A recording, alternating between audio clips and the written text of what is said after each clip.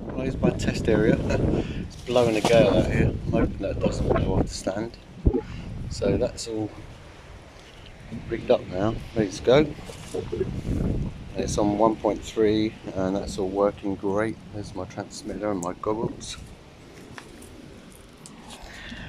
And here's my Pepperbox. So yeah, it's pretty awesome. Get to fly this thing, obviously not today. It's absolutely hell out here. Nah. Anyway, all done.